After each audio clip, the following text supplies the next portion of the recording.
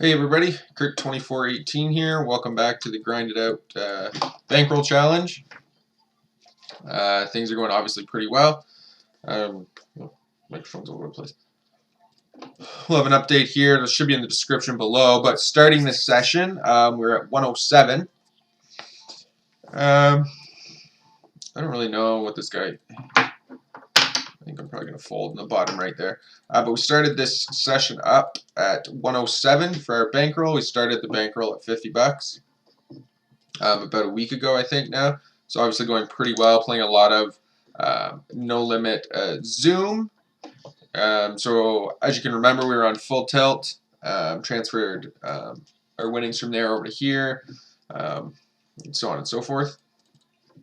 So we're sitting at 107 on PokerStars now, mainly playing here. There'll probably be a couple videos on full tilt where we do some MTTs and stuff. Probably some from PokerStars with MTTs and whatnot as well. Just playing within our bankroll is the big thing. I like to, like for MTTs when I'm grinding MTTs hard, like I have a wicked like tight bankroll strategy. And I play like 200 buy-ins, I think, before I'll even move up. You know what I mean? 6, 7, 8. I just called, so check. So like for NL10, I wouldn't play an NL10 like a $10 tournament. Sorry, without, we're gonna value bet here, like without at least a $2,000 bankroll kind of deal. So I opened, I got called. This guy squeezed. Well, we're gonna not fold obviously, but we're gonna play this hand very cautiously. We're obviously 300 big blinds deep. We're three-handed. Ace Queen's going to play pretty well against his range, somewhat, but we do have a player behind us. We did kind of basically brick this flop. I'm probably just going to fold and let it go, just because I'll have better spots, and I don't like blowing chips. Especially at these stakes, like you don't have to take marginal risks, and you don't have to play stupid out of position. You don't have to play stupid in position. You just play smart. And you just take advantage. When people start firing at you and people start getting aggressive, especially at low stake, micro stakes, and especially at Zoom poker, you just kind of roll with the punches. And if they're barreling into you, even if your hand's strong, you have pocket aces and somebody's just ripping into you post flop, give it up. Whatever. Don't get stuck on it for no reason. Don't get stuck on like 2 pair hands. Just don't get stuck.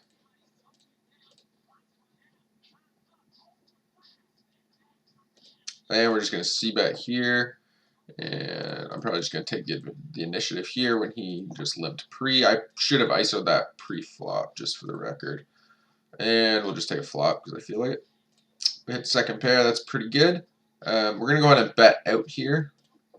And the queen 4, he went over pot, so we're just going to give up. That's another spot. People are going over pot. People are betting pot just to get out of the way.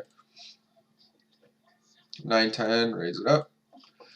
So we do get called by the small blind. That is who we would like to be called by. And I am going to value bet again here because any 9's calling. A hand like 7-8 just picked up a pair and it's not going to fold. If he had 2 hearts, potentially, he just picked up a draw. So really the only hand that did get there is a draw. A 10 is definitely in his range as well. He probably doesn't have a lot of them, given the fact that he just limped in pre-flop, but we're going to check King Jack. So yeah, so exactly. That's something you got to be aware of as well. Like just because you don't have top pair does not mean you can't be value betting, right? Like if you're bluffing, you're going to c-bet flop in like let's say it's King Deuce 5, you're going to c-bet flop, they're going to call basically their entire range. Turn's going to be a brick, and you're going to continue barreling with your entire range because he's going to fold a ton of times when you do that double barrel, right? So when we do have a hand like second pair on a board like that where you can put him on a pretty wide range that you beat, you should be value betting. You shouldn't be checking back to control the size of the pot. You should be value betting, value betting, value betting. Even on the rivers, which I have to start doing a little bit more, I think. I got to be taking some thinner value lines on some rivers. The reason being, on a spot like that, let's say, realistically, he probably doesn't have a flush, right? So if we didn't have the 9 there, this is a good spot for us to potentially bluff because we can definitely have hearts in our range. So you have to keep that in mind. And getting people to fold hands that are better than yours is crucial. Taking showdowns is okay, but just going for thin value. Going for thin value is what did happen here? I think I fucked up, so we're gonna call. I'm pretty sure I raised that pre and then just checked that board for no reason. I gotta check raise that queen. So going for thin value, ooh, we bumped it up there though. We'll probably just give up. Going for thin value at micro stakes is crucial, obviously, and it'll help you read hands very, very, very well.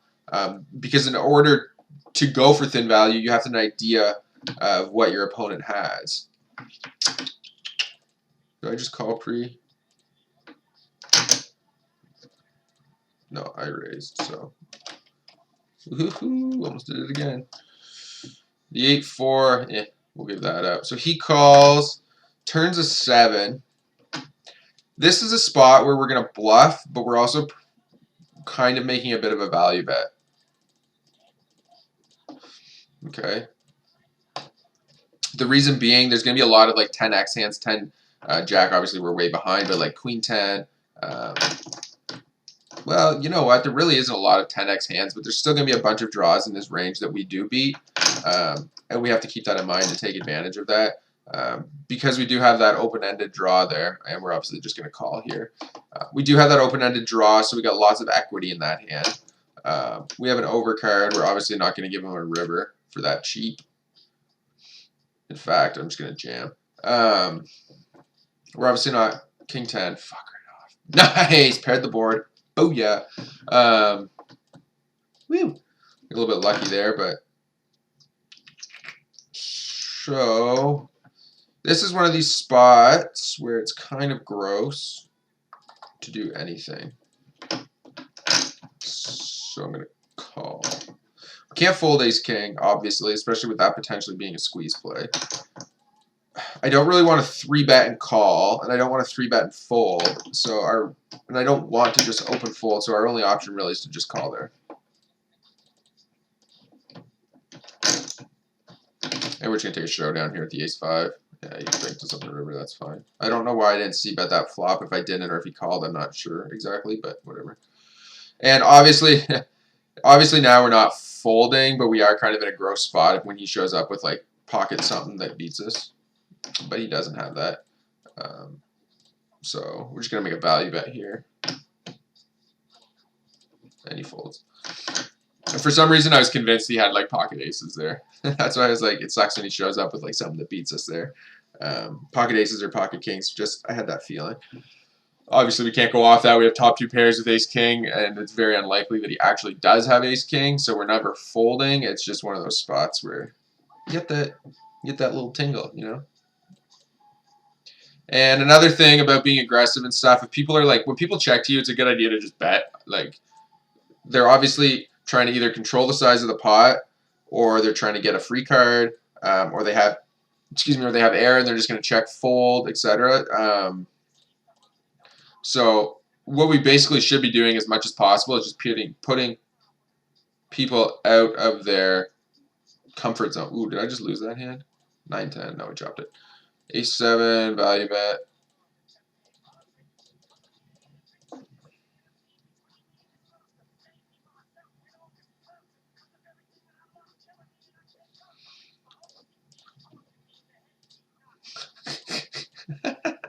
That's fucking hilarious. Sorry, my girlfriend and I are trying to like this new health binge, but we both suck nuts because we like fucking love junk food. I was fucking like drooling the other day in the fucking store looking at it. It was fucking pathetic. It's alright. And it's fucking like 2 days into the new year and I'm already failing hard. Ooh, that's ugly. That's alright. Shit happens, right? 7 deuce, folding. Obviously, we can't really do anything but how we played that hand. I'm pretty sure. Let's see. He raised. Yeah, definitely not 3-betting ace queen there. Check call. Bet out. Bet out. Yeah, I'm happy with that. The bet out really throws people off a lot, so I like doing it. I'm calling that. We're not going to fold there. I'll probably check call one more time and then give up. So he bet, I called. We're going to value bet again here. And then we're probably just going to check fold river. Ace of diamonds hits. Puts a lot of his range on the board. Oh, nice.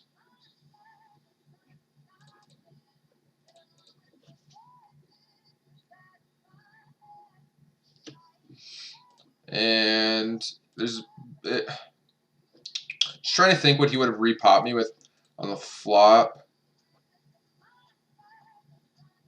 Better jack. I think what I'm going to try to do here, I'm going to make a small bet because I think he was bluffing the flop. Fuck. I thought the plan there, jack 5, okay, was that I thought he might have been bluffing, like just taking a stab, trying to win that pot on the flop. So my plan there was to make it look like a blocking bet and then hope that he's going to spaz shove over top of me and then just snap off of top 2. Obviously, it didn't happen. We bet, he called, and that was fine. If we checked, he probably would have been checking behind. So I'm happy with the outcome there. And we check back that turn, which I'm pretty okay with given our hand. And we're just going to obviously make another set because that's how we fucking roll. And the 4s, and a limped. Ooh, look at that, 2 pair. We're just fucking crushing hands today, boys. 10 jack. Yeah, sure, I'll defend with it.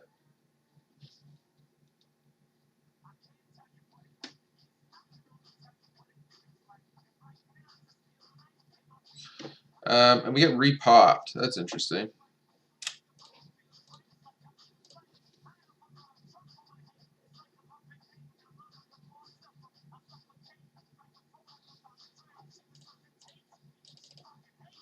I'm going to call 1. No, he didn't.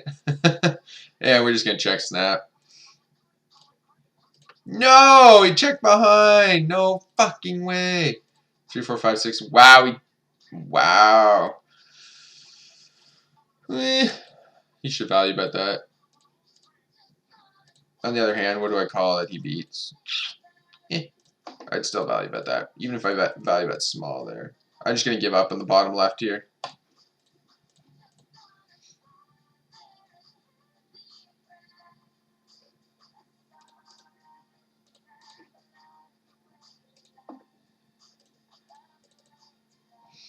We bet flop, he called. We're obviously going to continue barreling on the turn. He called, we hit an ace on the river. With the diamonds getting there. Ace is obviously a scare card for him, so are the diamonds. Ooh, I don't know if that should be a value bet or just check. If I bet and he comes over the top, I'm obviously beat. He can definitely call with a worse. I'm just gonna check like a little bitch. King queen, yeah. That's kind of in between. I should have value bet, I think, there though. I should have gone what I was about to bet, 30 cents. He probably would have called that.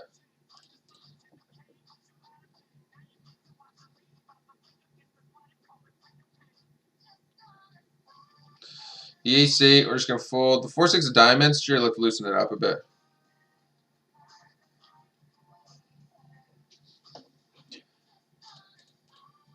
And, yep. Ace-king. So let's just open Hold'em Manager here and see how this session's going so far. We got a long grind ahead of us today, though. We'll be grinding for quite a few hours. I really fucking hate this new PokerStars setup, though. Fucking with the VIP. I hope that... how do they even say their name? Amiya? Something like that, I think. The changes they made to the... eliminating Supernova Elite. Like, Jesus. On the other hand, I understand why they did it. And I do kind of like that it's going to help bring more fish into PokerStars because it is so reg-filled and like straightforward games. And if this can boost that and brings recreational players back into the fold here, like I'll be pretty happy with that, especially into like some of the like NL50, NL100 games. It'd be nice to get a little bit more. Be nice to have some more fish at the tables instead of just in a spot where you're just kind of fighting to crush regs basically.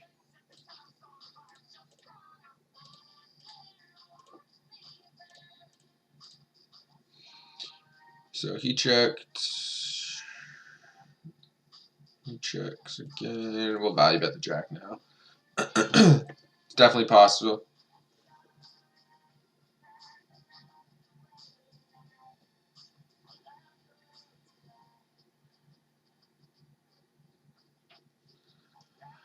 And not a spot we're going to go for thin value on the river. He's not going to fold. Does he fold any worse jacks? Probably not when I check flop. Because when I check flop, I don't have king. I don't know. I did check flop, right? I didn't do something stupid like bet. I didn't think I checked. Yeah. Distractions, man. Pay attention. So had I bet flop, it might be a spot where I'm going to barrel. But since I didn't, we're just going to check back. And win? No, king deuce. Okay. Right. I don't know why he didn't. Well, I guess it's actually pretty well played, I guess, if you think about it, because now I'm value betting a jack and contemplating value betting a jack on the river against his king. Oh, my back is fucked. So I hope everybody had a good fucking New Year's. 8 9 of diamonds, raising that up. 4 5. Ooh, offsuit. Just gonna not really get any kind of feisty on this flop. Just gonna check it down and kind of give up. So he donked into me here. That's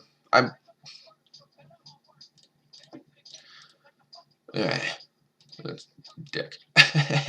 On a board, if there's a diamond on that board, I'd repop him because I had the 7. If there's a diamond out there too, I would repop him because it gives me a lot more double barrel options on the turn. But without those hands, whatever, we'll just give it up. So my New Year's was pretty awesome. I went to Ottawa with my girlfriend. Got hammered as fuck. Way too drunk though. Like we fucking honestly, I remember like the ball drop. Like I remember kissing her in New Year's, and then I remember waking up in my hotel room at 10:30 in the morning the next day. That's all I remember basically of the night. Like shit got wild. But it was definitely a good night. Probably one of my best New Year's like in a long time, if not ever, I would say. Like it was awesome. So hopefully you guys did. Feel free to comment. Let me know how it went. See if you all survived. So this ace, given his stack size, I don't really care about his stack size at that point. We're obviously value betting it. He folds. It is what it is. That's actually a spot where I wouldn't mind to check back, and then bet, especially if he checks to me. If he did bet into me, I would call once, and then I would value bet river if he checked to me. Yeah, so we're going to continue on this. 3-handed. Again, I've said it before in other videos. 3-handed C-bets are actually pretty strong, and you represent strength. And we've raised pre-flop from early positions, so strong pocket pairs obviously in our range. And 3-handed, this guy's just not getting feisty. And then we have position on Dulcie 25 over here. So great spot to C-bet. We pick up straight, and we pick up a flush draw, and we pick up a barrel. Make trips on the turn here, obviously barreling that. And we're obviously, this is a kind of a gross spot, to be honest. So he check raised me on the turn when I make trips. That's an interesting play that I'm gonna go ahead and call, decide river. 102, he probably got there. He probably got there. And we're beat by every single jack other than jack 10. And he doesn't check raise jack 10 with the flush draw, with the flush getting there. Top right, I'm going to check. Ace jack, yeah. Oops. Top right, I checked because the 3 flushes or the 4-way straight is out there and an ace is. That's one of those spots where people know you have an ace, most likely. And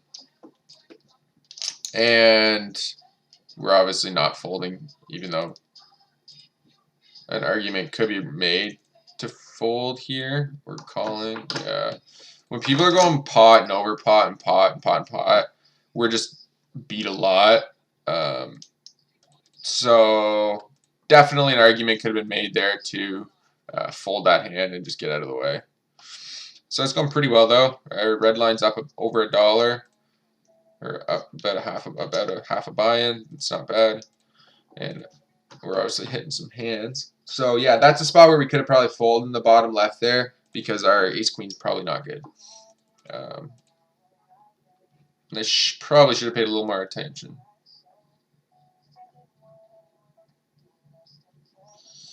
Queen king, we're gonna call that, and we're gonna check raise this flop. Oops. Okay, just adjusted those tables a little bit. Yeah, I'm singing the JB. I gotta admit, as much as I hate to admit it,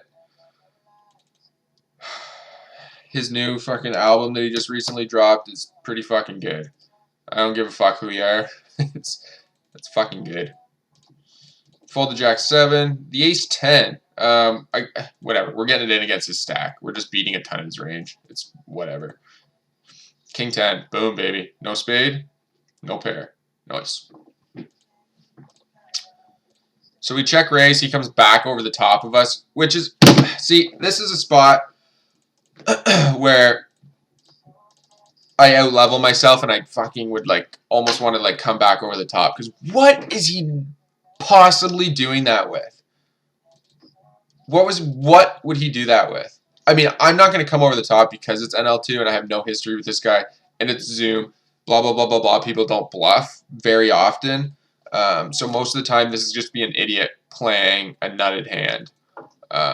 So we're folding. But realistically, he doesn't do that with anything, right? Like, I'm just going to sit out of these hands for a second. We'll go back over that one. Calling that, obviously. Whatever, we're just getting rid of this, and we're just folding that. So, he min-bets me on the flop, and we're just going to check, and we're going to call and or bet the river. And we pick up top pair with a good kicker. We're obviously betting there. So while that hand plays out, we'll pull this one up. And value bet. So, let's see. He opens, I call, boom, boom, boom. You know what? I bet you had aces, maybe. So he bets, I check raise him on this board. And he comes back over the top. So let's just think. Is he ever doing that with a jack? No. Is he ever doing that with a 9?